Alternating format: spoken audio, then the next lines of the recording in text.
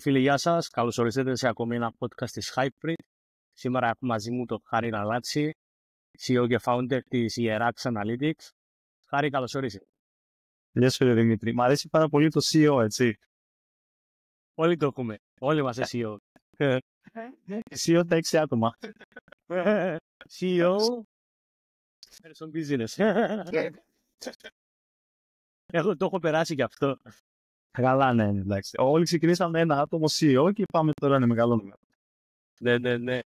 Πες μου λίγο, Χάρη, το background σου είναι marketing, αλλά αποφάσισες να ασχοληθείς με, για μένα, ίσως το πιο σημαντικό κομμάτι του marketing, που είναι η διάγνωση, η ανάλυση της αγοράς, το να κάνεις market orientation για έναν brand.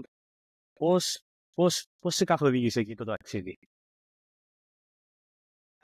Δημήτρη, να σου πω αλήθεια, εγώ όταν ξεκίνησα το marketing νιώθα πολύ creative άτομο, είναι η αλήθεια. Και έκανα το μεταψυχό μου και λέω πώς θα κάνω creative advertising κτλ. Η αλήθεια είναι ότι κατά τύχη έπιασα, ρε φίλε, τη στατιστική να μου αρέσει και να την καταλαβαίνω χωρίς να έχω κάποιο background στο μαθηματικά. Νιώθω ότι μου ταιριάζει πάρα πολύ. Οπότε όταν βγήκα από τη σχολή, η πρώτη μου σκέψη ήταν εσύ. Δεν το κυνηγάω να ασχοληθώ με την έρευνα. Οπότε έτσι μπήκα σε μια φαντάσου εταιρεία, φίλε, δημοσκοπήσεις. Έκανα πολιτικές δημοσκοπήσεις για 8 χρόνια. Δηλαδή στη Λάφη πάλευα. Και μετά από εκεί είπα. Και τέτοια. Δεν φαντάζεσαι, φίλε, ένας κλάδος πραγματικά δεν ξέρω. Μπράβο στους συναδέλφους που αντέχουν εκεί και παλεύουν. Εγώ έφυγα τρέχοντας. Οπότε όταν και εγώ δεν άντεξα, λέω και δεν κάνω μια εταιρεία έρευνας αγοράς να ψάχνω ακριβώς όπως είπες και εσύ. Δηλαδή αντί να ρωτάω τι θα ψηφίσεις, να ρωτάω τη γεύση γιαουρτάκι σου αρέσει. Ναι. Και πώς πάει τώρα, είσαστε 7 χρόνια στην αγορά? Επίσημα είμαστε 6, ναι, ανεπίσημα είμαστε 7-8, γιατί η εταιρεία ήταν ατομική στάση. Ήμουν μόνος μου, οπότε όταν άρχισα να προσλαμβάνω, την έκανα σε οίκε, άρα είναι πλέον είμαστε. Εγώ σου λέω επίσημα 6, αυτή σου 19 ήταν. Κλείσαμε δηλαδή ένα χρόνο. Τέλεια. Και πού εστιάζει η Ierax? Και τι είναι αυτό που κάνετε διαφορετικά, αν υπάρχει κάτι που κάνετε διαφορετικά σε σχέση με άλλες εταιρείες έρευνας αγοράς? Κοίτα, δεν θα ήθελα να πω τη λέξη διαφορετικά, γιατί ο κλάδος μας γενικά, Δημήτρη, της έρευνας είναι αρκετά καλό. Δηλαδή, οι περισσότερες εταιρείες είναι αρκετά established, ας πούμε, και από τις μεγάλες και από τις πιο μικρές. Αυτό που προσπαθήσαμε εμείς να κάνουμε λίγο διαφορετικά είναι δύο πράγματα. Το πρώτο είναι ότι προσπαθούμε να μην μένουμε στο να λέμε απλά τα γραφήματα και τα ποσοστά, αλλά να μπαίνουμε λίγο στο business. Να προσφέρουμε περισσότερο consulting. Το οποίο βοηθάει την άποψη ότι ξέρεις τι, είσαι πολύ καλό στου ζαχαροπλάστες και έχει 4 ζαχαροπλαστεία, αλλά δεν καταλαβαίνει τα νούμερα. Άρα, εγώ πρέπει να τα μεταφράσω σε έναν τρόπο που να τα καταλάβει. Έτσι, που είναι και λογικό. Και το δεύτερο κομμάτι, και μπορεί να ακούσει λίγο χαζό για κάποιον, αλλά είμαστε Δημήτρη, και αυτό το λέω με πολύ έτσι σιγουριά. Είμαστε οι πρώτοι οι οποίοι επενδύσαμε τόσο πολύ στα social media, είτε ως personal brand εγώ στην αρχή, είτε ως εταιρεία, στο να παράγουμε περιεχόμενο γύρω από την έρευνα. Και η αλήθεια δεν υπάρχει καμία άλλη εταιρεία που να το κάνει αυτό σε Ελλάδα και Κύπρο, σίγουρα. Μάλιστα. Άρα με αυτόν τον τρόπο παρέχετε κάποιο είδους εκπαίδευση στο κοινό. Ακριβώς. Προσπαθώ εγώ να μιλάω, να λέω πράγματα για την έρευνα, ξέρεις, ένας σχηματιστής διαβάσει και θα πει αυτό μου ταιριάζει, αυτό το είχα σκεφτεί. Και ο στόχος ήταν, Δημήτρη, και το ξέρεις νομίζω πολύ καλύτερα από μένα. Εγώ στόχευα πάρα πολύ στο top of mind awareness. Δηλαδή, να πει αύριο κάποιος θέλει να κάνω μια έρευνα και ποιος θα πει ο Χάρης. Ναι. Σωστά. Πολύ σωστά. Πώς αντιμετωπίζουν οι brand managers το κομμάτι έρευνα ή ακόμη και οι ιδιοκτήτες επιχειρήσεων? Είναι κάτι το οποίο το καλωσορίζουν ή θεωρούν ότι είναι low impact? Τώρα ξεκινάμε με τις δύσκολες ερωτήσεις, μάμα. Εμείς ακόμα δεν είπαμε καλησπέρα και είσαι. Κοίτα, ρε παιδί μου, η πλειοψηφία τους θέλει να κάνει έρευνα. Και είναι αυτό που σε αναγνωρίζει την αξία και θέλει να έχει πιο πολύ να παίρνει informed decision. Υπάρχει μια μειοψηφία και υπάρχει μια μικρή κόντρα, Δημήτρη, στο κομμάτι του τι λέει η αγορά και τι πιστεύω εγώ. Και εκεί νομίζω ότι είναι μια λογική κόντρα. ότι εγώ πιστεύω ότι πρέπει να πάμε π.χ. σε γαλακτοκομικά, ας πούμε, σε ψηλό μπουκάλι, η αγορά θέλει γαλακτοκομικά σε χαμηλό μπουκάλι. Ναι. Οπότε λίγο και το αίσθητο των επιχειρηματιών και των managers που έρχεται σε αντίθεση με το τι λέει ο καταναλωτής. Τώρα κάπου θα κερδίσουν αυτοί, κάπου θα κερδίσουμε εμείς. Είναι μια μάχη, εγώ θα πω. Και είναι μια μάχη που τουλάχιστον έχει, ρε παιδί μου, ωφέλη για το brand. Γιατί όταν οι managers και οι marketeers έρχονται σε κόντρα δημιουργική με τα δεδομένα, κάτι καλό θα βγει, ρε παιδί μου, όπως και να έχει. Είναι κάπως αυτό που λένε μοιοπία του marketing ή, ας πούμε, τα biases που έχουμε σαν owners, που θεωρούμε ότι εγώ ξέρω τον brand μου, εγώ ξέρω τι χρειάζεται επιχείρηση, εγώ ξέρω το παζάρι και θα σου πω πώς θα το κάνουμε, για παράδειγμα. Και πολλές φορές το τι λέει η αγορά είναι τελείως αντίθετο με την πραγματικότητα. Δηλαδή η πραγματικότητα είναι πολύ διαφορετική μέσα από τα μάτια του καταναλωτή. Και εμείς από δική μας πλευρά δίνουμε πάρα πολύ έμφαση στο να γίνεται μια σωστή διάγνωση, δηλαδή να καταφέρεις να φέρεις τα μάτια και τα αυτιά του καταναλωτή μέσα στο business. Που επειδή είχα την ευκαιρία να εργαστώ και σε πιο creative, ας πούμε, industries όπως η διαφήμιση, εκεί η προσέγγιση είναι λίγο πιο fluffy. Δηλαδή, για παράδειγμα, το agency έχει πάρα πολύ δυνατό intuition, πάρα πολύ ισχυρή, ας το πούμε, συναίσθηση του πώς μπορεί κάποιος να καταλάβει και να νιώσει τον brand, αλλά λείπει το κομμάτι του data orientation και να το κάνεις backup με data. Άρα μερικές φορές μπορεί να πούμε ότι το target segment μου είναι, ξέρω εγώ, Ζησεκάστρο, είναι βασιλιάς, ξέρω εγώ, είναι εκατομμυριούχος, αλλά θα μπορούσε να είναι και ο Κάρολος και ο γιος μου. Άρα είναι... Ναι, πιστεύω ότι η δική σας δουλειά ξεκαθαρίζει τα πράγματα, δηλαδή δημιουργεί ένα χάρτη για την αγορά, δημιουργεί, ας πούμε, τα όρια που μπορώ να παίξω και πώς μπορώ να πάρω στρατηγικές αποφάσεις. Εσάς που ξεκινά η δουλειά σας και πού ολοκληρώνεται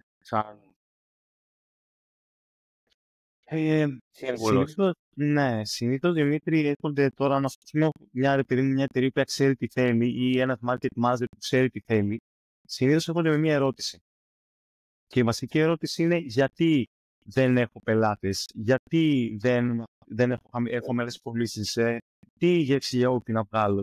Είναι μια και τέτοια ερώτηση, όπου γύρω από αυτήν εμείς πρέπει να χτίσουμε μια ερευνητική μεθοδολογία, ούτως ώστε εμείς μετά να κάνουμε την έρευνά μας, τη συλλογή μας, την ανάλυση μας, την παρουσίασή μας. Να πάμε επειδή στο marketing, ας πούμε, στο brand manager, στο consultant, οποιοδήποτε, να παρουσιάσουμε 5-6 ερευνητικά points. Και από εκεί πλέον αυτή η επιχείρηση θα πει: OK, από αυτά που λέτε εσείς, από τα 5 points, τα 3 δεν είναι feasible, τα 2 είναι.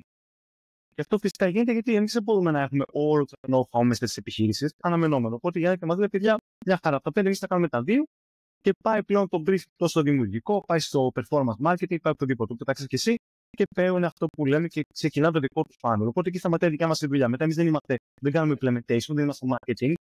Οπότε απλά εμείς λέμε τα ερευνητικά και αυτό και πέρα αποφασίζει το marketing πώς θα κινηθεί. Όμως είσαστε involved μόνο σε ό,τι αφορά στο να συλλέξετε δεδομένα από την αγορά, ή μπορεί κάποιος να έρθει και να θέλει ανάλυση των υφιστάμενων του δεδομένων, ξέρω εγώ, του customer base. Ναι, δεν το συζητώ φυσικά, γιατί είναι πολλές φορές και αυτό το έχω μιλήσει πάρα πολύ για αυτό το ζήτημα. Γιατί ξέρετε, παιδί μου, σκέφτομαι τώρα, διάμεσα έχεις με ένα μικρό franchise με 3-4 καταστήματα λιανικής, έτσι, mini marketplace. Και δεν μιλάμε για πελάτες, πες ότι έχεις ένα food traffic, ξέρω, 1.000 άτομα τη μέρα, δεν είναι κάτι φοβερό για ένα mini market, ας πούμε. Αυτό δημιουργεί data, τα οποία στην τρέλα της καθημερινότητας, σε ένα mini market το οποίο μπορεί να είναι, ξέρω, 7-Eleven. Αυτά τα data, εσύ δεν μπορεί να πάρεις να τα αναλύσεις και να κάνεις προσφορές και προτάσεις και το ένα και το άλλο. Οπότε έρχεται καμιά φορά επιχειρηματής και λέει: παιδιά, πάρτε όλο το CRM μου, πάρτε όλο το ERP μου, πάρτε όλες τις πωλήσεις και κάντε μου, παιδί μου, ένα basic π.χ. Power BI, να μπορώ να βλέπω ποιες ώρες πουλάω, τι πώς, τι φεύγει, τι δεν φεύγει κτλ. Και να έχει μια ιδέα του. Γιατί είπα κάποια φορά σε επιχειρηματία, φίλε, και να σου πω ένα παράδειγμα. Έχω πέσει ένα πετυχημένο επιχειρηματία με 4 ζαχαροπλαστεία στην Αθήνα και γύρω στα 5-6 εκατομμύρια. Δεν μιλάμε για κάτι μικρό. Και του λέω: ποιο είναι το καλύτερο σου προϊόν, και μου λέει: δεν ξέρω. Γιατί δεν έχει ιδέα. Γιατί ένας δαχτυλοδραστής έχει ένα SKUs περίπου 100 SKUs. Από κοκάκια σε προπιτερόλ, σε κέικ, σε τούρτες, δεν έχει ιδέα. Και σου λέει, είναι πετυχημένο. Αλλά δεν έχει δει ποτέ τις πωλήσεις να μου πει ποιο είναι το καλύτερο πρόγραμμα. Απλά φαντάζεται ποιο είναι. Ναι. Που είναι και επικίνδυνο την ίδια στιγμή και μπορεί να χάσει πάρα πολλά opportunities. Δηλαδή αυτό δεν έχει ιδέα, δεν ξέρει τι συμβαίνει, δεν γνωρίζει. Είναι φοβερό. Απλά πηγαίνει καλά γιατί είναι καλός επαγγελματίας. Που είναι πολύ σημαντικό.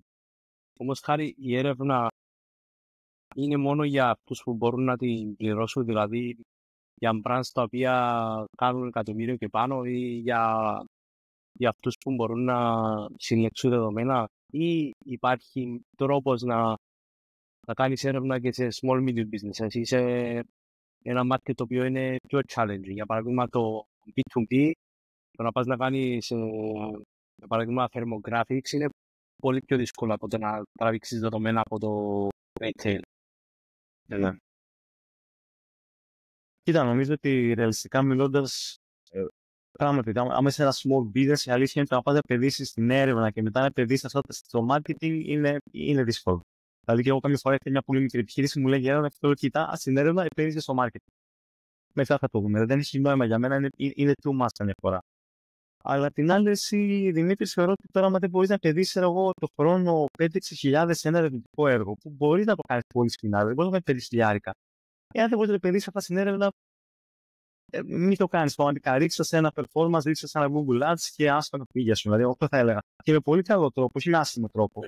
Οπότε, άμα δεν μπορεί να σου παίρνει 5.000 για ένα καλό ερευνητικό έργο, σχετικά budget. Ένα brand πιστεύεις ότι πρέπει κάθε χρόνο να κάνει έρευνα? Δηλαδή κάθε χρόνο πρέπει να κάνει brand tracker, κάθε χρόνο πρέπει να κάνει τιμματοποίηση αγοράς. Τι είναι για σένα τα απαραίτητα must have data, ας το πούμε όπως είπες εσύ, ερευνητικά output που πρέπει να έχει ένα brand? Το brand tracker, κοίτα, είναι και πολύ ωραία ελληνικά. Είναι μια πολύ ωραία διαδικασία. Εγώ νομίζω, Δημήτρη, ότι έχει να κάνει με τις ενέργειές σου. Δηλαδή, τώρα ένα μεγάλο σούπερ μάρκετ, ας πούμε, π.χ. ξέρω εγώ, η Lidl που συνεργαζόμαστε, η Lidl αναγκαστικά πρέπει να κάνει έρευνες σχεδόν μισό εβδομαδία.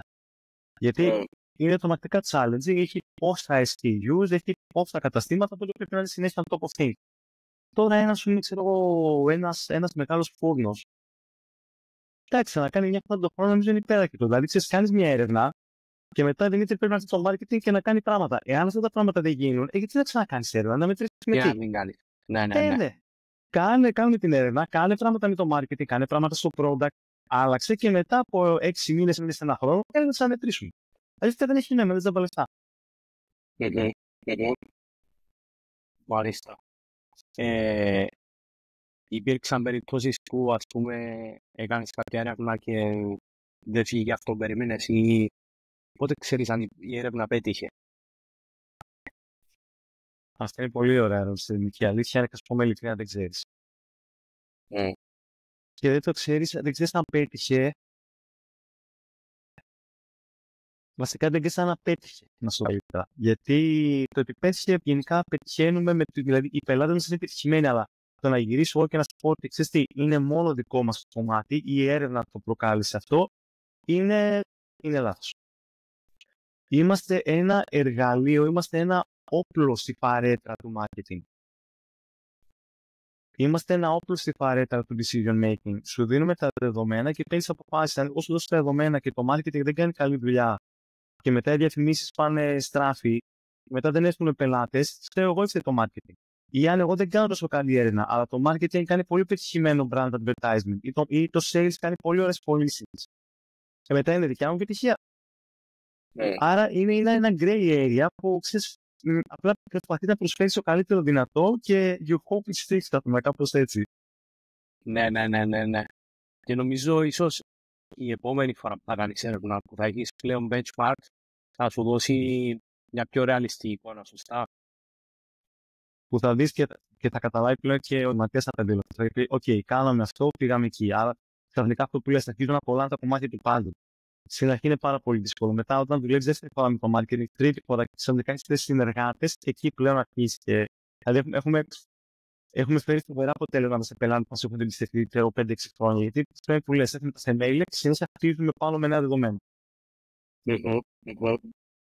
Επίσης υπάρχει πιθανότητα να καταφέρεις, όπως είδες πριν, σε ένα brand το οποίο έχει μεγάλο volume of data, να παράγεις σχεδόν live reporting. Σωστά.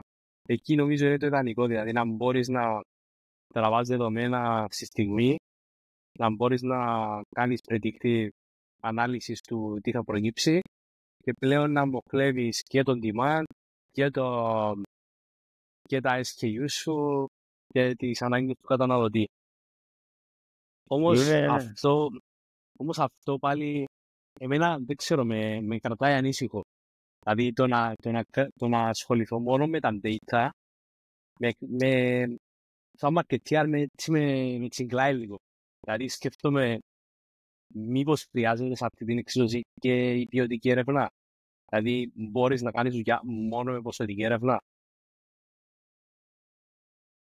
Κοίτα, ναι, με ποσοτική έρευνα, Δημήτρη, πραγματικά η αλήθεια είναι ότι έχεις μια εικόνα. Έχεις μια στατική εικόνα αριθμών. Μπορώ να σου πω ότι π.χ. η πέση σοκολάτα έχει ένα penetration 23%. Σου λέω τώρα, έτσι. Το παίρνεις και μου και άρα τι σημαίνει αυτό. Εάν δεν κάνεις μια ποιοτική έρευνα να σκάψει βαθύτερα στους λόγους και τις αιτίες που συμβαίνει αυτό, δεν μπορείς να κάνεις καθόλου targeting. Δηλαδή, απλά θα πυροβολούμε με ένα shotgun, μια καραμπίνα, ό,τι πετύχουμε στη σκάλια. Απλά θα πυροβολούμε στην κατεύθυνση. Και ό,τι γίνει έγινε. Σοκολάτες. Αυτό πάντα. Ενώ όταν έχεις την ποιοτική, κατά βάση για μένα γίνεσαι sniper. Δηλαδή, γεννάς και λες ότι OK, πρέπει να κάνω μάλλον target. Ξέρω εγώ, νέα παιδιά 18-24, τα οποία αθλούνται και ψάχνουν να βρουν π.χ. ένα γλύκισμα για ένοφια απόλαυση. Σου λέω εγώ τώρα, έτσι. Και κυνηγάς αυτά. Κυνηγάς μαμάδες με παιδιά από 3 έως 5 ετών. Κυνηγάς και προσπαθείς να δεις λίγο στοχευμένα τι θέλει να ακούσει κάθε ομάδα. Γιατί ρε παιδί μου, είσαι ένας γονέας. Έτσι, εγώ και εσύ μπορεί να είσαι κοντά στην ηλικία, αλλά είσαι γονέας, εγώ δεν είμαι. Από τη μία, εγώ και εσύ έχω μια τεράστια ειδοποιώ διαφορά μεταξύ μας. Που για σένα ένα μήνυμα ότι αυτό το νερό δεν κάνει καλό, θα σε τρομάξει διπλά, γιατί θα πεις εγώ και τα παιδιά μου το πίνουμε. Και εγώ θα πω, εντάξει, τι έγινε, μόνο σιγά τώρα. Ναι, σιγά τώρα, θα το δω.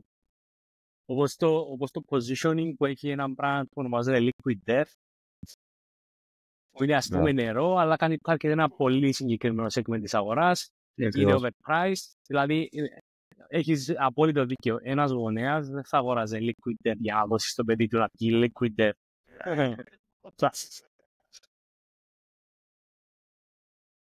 Μάλιστα. Πολύ ενδιαφέρον. Πολύ ενδιαφέρον. Okay. Πώς μπορεί κάποιος να ξεκινήσει με την έρευνα για τον brand του? Νομίζω, Δημήτρη, είναι τόσο απλός όταν κάνεις μια ερώτηση. Δηλαδή, γι' αυτό το κάνω τόσο down εγώ, γιατί στην τελική είναι μια ερώτηση. Τι κάνει ο ανταγωνισμός μου? Τι πουλάω εγώ? Τετάρτη πρωί, τι προϊόντα θέλει ο κόσμος να πάρει? Είναι μια ερώτηση. Αν κάνεις την ερώτηση, το train of thought αναγκαστικά θα πάει στην έρευνα. Γιατί ξέρεις, θα πει στην αλήθεια ένα το στέλνω, δεν ξέρουμε, θα πει το άλλο, το ψάχνει, θα πει το εγώ νομίζω αυτό και θα πάει στην έρευνα. Φίλε, μια ερώτηση. Δηλαδή, σου λέει το παρουσιάζουμε καμιά φορά σαν ξέρεις και είναι πυρηνική φυσική, δεν είναι. Είναι μια απλή ερώτηση. Τι γεύση, τι γάλα θέλουν, τι ποσότητα θέλουν σε μπουκάλι γάλα οι καταναλωτές. Αυτό. Οκ. Και ξεκινάς το σκάψιμο. Ναι, ξεκινάς γιατί πρέπει να μου πει λίγο που να κοιτάξει. Δηλαδή, τώρα να μου πει, ξέρεις, κάνω μια έρευνα. Σε τι? Τι να πω. Οπότε πρέπει να υπάρχει και ένα πρόβλημα, μια ιδέα, μια σκέψη. Και σου λέω, είναι και πολύ. Δηλαδή, η πιο κλασική σκέψη είναι πώς βρίσκω περισσότερα προϊόντα. Πώς να ξέρω, η πιο βασική ερώτηση είναι αυτή. Οπότε από εκεί ξεκινάμε και αρχίζουμε μετά κάνουμε breakdown όλες τις διεργασίες για να δούμε ότι, OK, για να θα πρέπει να αυτά τα 5 κομμάτια. Άρα πάντα πρέπει να υπάρχει ένα ζητούμενο. Έρευνα χωρίς ζητούμενο είναι δημοσκόπηση. Μπράβο, ακριβώς. Είναι. Τι να το κάνεις, δηλαδή να πεις απλά και να κάνεις μια έρευνα για να την βάλεις στο σιτάρι του, πλήρως και εσύ και να μου πεις ότι ευχαριστώ πολύ και εγώ να πληρωθώ. Ρε φίλε, ότι εγώ και εσύ ό,τι εσύ κέρδισες. Και για μένα, και είμαστε και οι δύο service providers, η μεγαλύτερη μας επιτυχία που είπες και πριν είναι η επιτυχία του πελάτη μας. Αν ο πελάτης είναι επιτυχημένος, by default είμαστε και εμείς. Απόλυτα. Πώς βλέπεις την εισαγωγή νέων τεχνολογιών στην έρευνα αγοράς? Ποια είναι η άποψή σου? Κοίτα, εγώ να σου πω επειδή ήμουν στην έρευνα, επειδή εμείς το κομμάτι με το machine learning και το big data analytics το είχαμε. Οπότε για μας το γεγονός ότι απλά είναι λίγο πιο εύκολο να χρησιμοποιείς κάποια basic AI tools, όπου εγώ τα λέω machine learning, απλά είναι λίγο πιο εύκολη συνεννόηση μαζί τους. Ρεαλιστικά στη δικιά μας δουλειά δεν άλλαξε κάτι τρομερό. Απλά είναι πιο εύκολο να ζητήσεις κάτι από ένα machine learning εργαλείο και να πεις, σκέψου μου αυτό, βρες μου αυτό, υπολόγισε εκείνα και το ένα και το άλλο. Αλλά η δουλειά μας δεν επηρεάζει τόσο πολύ. Το μόνο που μπορεί να πεις ότι θα επηρεαστεί σύντομα είναι ότι όσο πιο πολύ τα data γίνονται integrated με εργαλεία, με τεράστια υπολογιστικά εργαλεία, με αύριο μεθαύριο θα πατάς ένα κουμπί και απλά όλα αυτά τα δεδομένα των πωλήσεων θα βγαίνουν σε 2 δευτερόλεπτα. Αυτό με τιμή. Τώρα πάλι δεν επηρεάζει τη δουλειά μας, θα την άφησω ότι αν κάποιος δεν θα εξηγήσει αυτά τα δεδομένα, τι να κάνεις. Okay. Τελευταία παίζει πάρα πολύ ένα νέο trend που ονομάζεται synthetic data. Δηλαδή, βάζεις τα χαρακτηριστικά των κώτα στο κοινού που θέλεις το δείγμα που θέλεις να ρωτήσεις, σου κάνει populate data ένα AI και τους βάζεις στο ερωτηματολόγιο και στο απαντάει. Και σου απαντάει λοιπόν επειδή είμαι ένα AI tool κάνοντας dummy date, τι γεύση παγωτό θέλει ο καταναλωτής και γιατί. Και εγώ σου λέω, έχει μηχανή αυτή, έχει φάει ποτέ παγωτό? Δεν έχει φάει ποτέ παγωτό. Έχει ακούσει το crunch όταν τρως τον πύραυλο που κάνει και το crunch να αρχίσει σοκολάτα? Έχει λιώσει το παγοσχέρι και να αποφύγει θα λερωθεί? Το έχει ψάξει σε ένα καλοκαίρι, έχει ένα παιδί να φωνάζει και να τσιρίζει, θέλω το παγωτό πατούσα. Θέλω παγωτό. Και να λέει, δεν μπορώ, πραγματικά θα πάω το πρώτο παγωτό που υπάρχει μπροστά μου για να με πρίζεις. Δεν το έχει ζήσει, ρε φίλε. Άρα, όσα δεδομένα και να σου βγάλει, όσο και να προσπαθήσει να καταλάβει, σου πει γενικότητες. Και δεν το λέω με κακία. Είναι εξαιρετικές γενικότητες, αλλά είναι γενικότητες. Όμως, πρόσφατα reports δείχνουν ότι εταιρείες που κάνουν synthetic data analysis έχουν περίπου 95% ακρίβεια με τα δεδομένα της αγοράς. Δεν ξέρω πόσο ευσταθεί αυτό σε πολύ συγκεκριμένες περιπτώσεις, όμως θα υπήρχε χώρος για αυτού του είδους τη διαργασία μέσα στην δουλειά σας? Κοίτα, το να υπάρχει πολύ μεγάλο accuracy σε δεδομένα της αγοράς είναι πολύ λογικό, γιατί κατά βάση τα υπολογιστικά δεδομένα, πωλήσεων κτλ. Είναι actually calculated data. Δηλαδή το πόσες μπάρες πρωτεΐνης πουλήθηκαν, ας πούμε, δεν χρειάζεται μια εταιρεία σαν εμένα να σου πει. Θα τα βάζει καθόλου αποδείξεις, ένα συνδεδεμένο software της παραδείγματος μπορεί να σου πει και ένα AI. Οπότε εγώ πιστεύω ότι για μας θα μπορούσε να γίνει κομμάτι της δουλειάς μας, περισσότερο για να μας γλιτώσει λίγο χρόνο. Οπότε να έρθει το λέει, παιδιά, έκανα αυτό που είπε στο τα synthetic data που βρήκα και βρήκα ότι 45% των μαμάδων δεν θέλουν ζάχαρη. Βρέζουν το γιατί και παίζουν τι πρέπει να κάνουν. Εν μέρει θα μπορεί να κάνει τη δουλειά μας πολύ πιο γρήγορη. Δεν το φοβάμαι, σου λέω, γιατί φίλε, αν δεν απαντήσει το γιατί σε ένα δεδομένο, δεν έχει τίποτα. Είναι σαν να έχει τελικά μια συνταγή χωρίς τα άκρη συνταγή. Βασικά μπορεί να βοηθήσει λίγο σε simulation επίπεδο ή σε... Πάλι δεν είναι αρκετό, έχεις μεγάλο δίκαιο. Δηλαδή η καταναλωτική συμπεριφορά και η στάση επηρεάζεται από πάρα πολλά πράγματα. Δηλαδή μπορεί σήμερα να θέλω να αγοράσω σοκολάτα, παγωτό, πύραυλο όπως είπες, και αύριο να βγει ένα σκάνδαλο ότι ας πούμε όλη η σοκολάτα σε όλη την Ευρώπη έχει πρόβλημα. Το κακάο τέλος πάντων. Άρα ό,τι είναι data για να τραβήξει συνθετικά θα είναι off. Είναι, νομίζω με τα δεδομένα είναι αυτό το ρίσκο. Καμιά φορά πιστεύεις ότι η μηχανή μπορεί να τα υπολογίσει, αλλά η μηχανή απλά δεν καταλαβαίνει το ανθρώπινο συναίσθημα. Και το ανθρώπινο συναίσθημα στην αγορά είναι τρελό. Ρε φίλε, γιατί αν το πάρουμε ρεαλιστικά μιλώντας, πολλά προϊόντα είναι αρκετά πανομοιότυπα. Δηλαδή, πας να πάρεις ένα γιαούρτι. Εσύ συντύχει να διαλέξει ένα γιαούρτι από ένα καλό μεγάλο σούπερ μάρκετ, 95% θα είναι OK το γιαούρτι.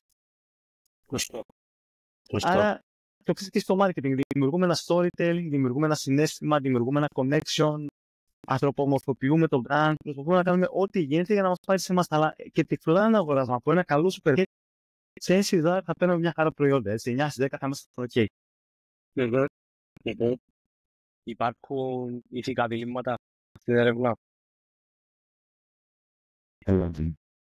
Ναι, δεν υπάρχουν ρε φίλε στην έρευνα ηθικά διλήμματα. Και αυτό το κομμάτι με το marketing, γιατί εγώ νομίζω ότι αυτό είναι ηθικό δίλημμα που μοιραζόμαστε με το marketing. Για μένα το πρόβλημα, Δημήτρη, είναι ότι άμα σε καταλάβω τόσο καλά σε accounting, πού ξεκινάει η δικιά σου ανάγκη και πού τελειώνει η δικιά σου ανάγκη και πού ξεκινάει το δικό μου το manipulation. Δηλαδή, θες πραγματικά να αγοράσεις αυτό το jean που κάνει 120 ευρώ, εσύ ήδη 20 παντελόνια, ή στη γεννάω αυτή την ανάγκη, γιατί ξέρω ότι έχεις αγοράσει πάρα πολλά, ξέρω ότι το ψάχνεις, σου έκανα pixel, τις ακολούθησα, ξέρω ότι το έχεις δει, ξέρω ότι το μιλάς με τους φίλους σου. Έχω δει όλα στα advertisement, άρα στο πετάω συνέχεια να το πάρεις. Για μένα αυτό είναι το area που επαναλαμβάνω ότι μοιραζόμαστε με το marketing. Θεωρώ ότι είναι μια κοινή ένωση που πρέπει να έχουμε μέρη. Okay. Αν και το marketing θα πει ότι κάνουμε assist στον user ή τον καταναλωτή να πάρει μια από την αρχή.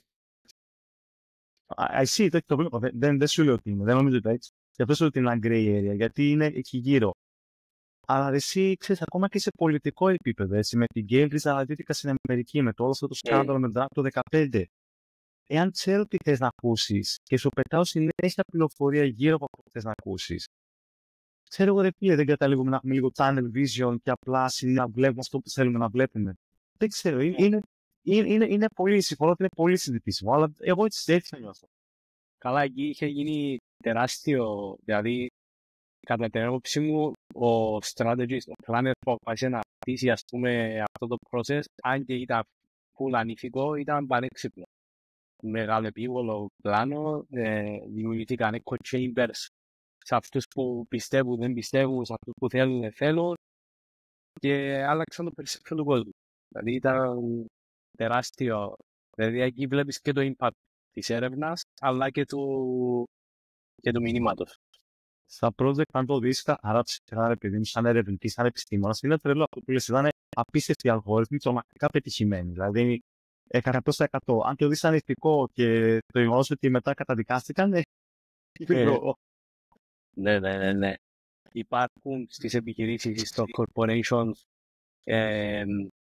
οργανωτικά ή cultural barriers που μπορεί να μην επιτρέπουν έναν οργανισμό να γίνει market oriented. Πώς θα εννοείς Δημήτρη, να υπάρχει ένα cultural barrier και να μην σε αφήνει σε marketing oriented? Δηλαδή, πώς νιώθεις ότι. Δώσ' μου λίγο να καταλάβω πώς θα μπορούσε αυτό να. Πώς θα εννοείς ακριβώς, για να σου απαντήσω.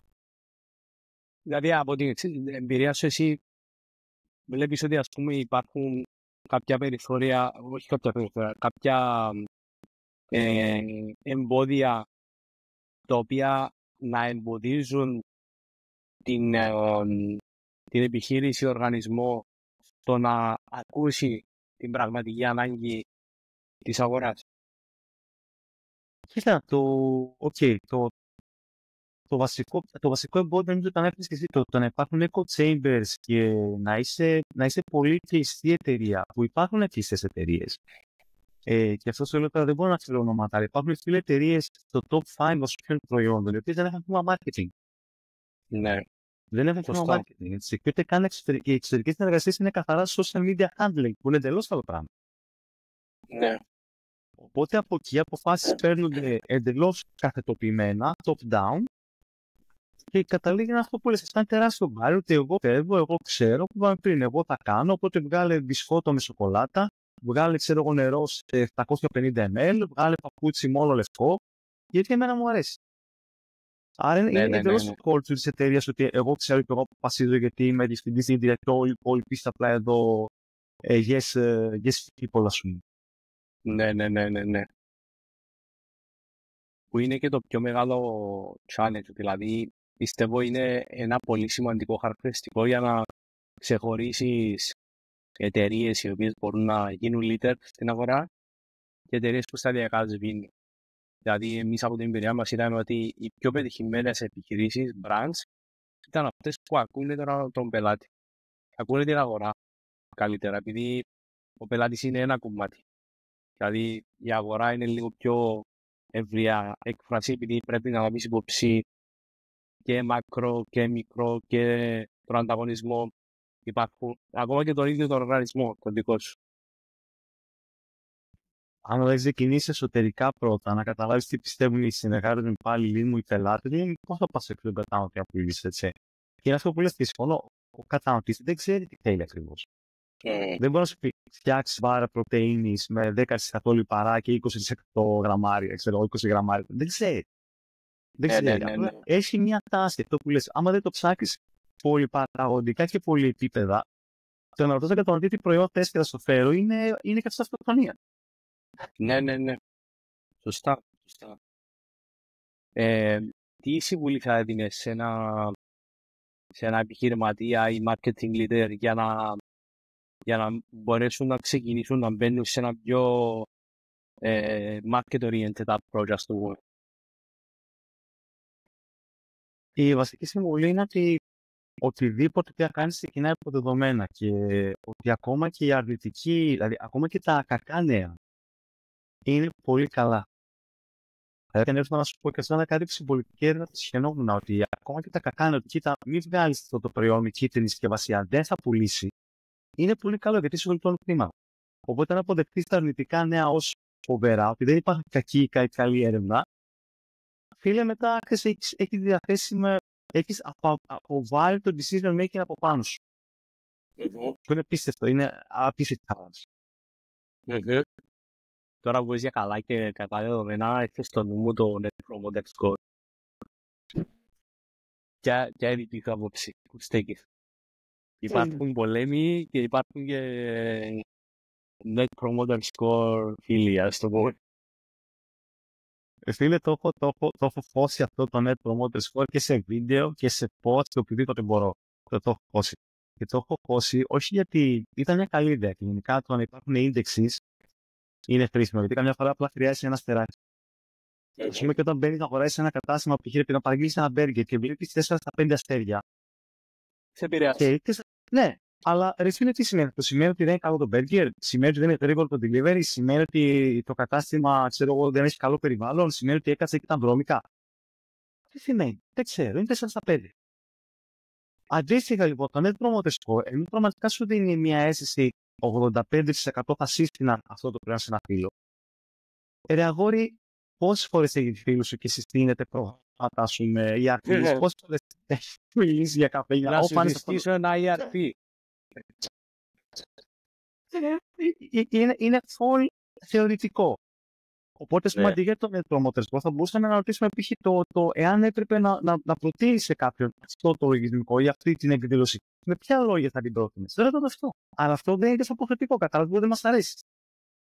Οπότε σου λέω, εγώ το συγχαίρω, αλλά καταλαβαίνω απόλυτα τη χρήση. Όπως και τα στεράκια, το ίδιο πράγμα. Ναι. Στο τέλος όλοι θέλουμε αστεράκια. Δεν είναι φίλε πολύ εύκολο το να κάνεις scroll και να βλέπεις αστεράκια και να παίρνει μια απόφαση. Αγγέτσι, είναι πραγματικά βοηθητικό. Σωστό. Πού βλέπεις το μέλλον της ιεράς?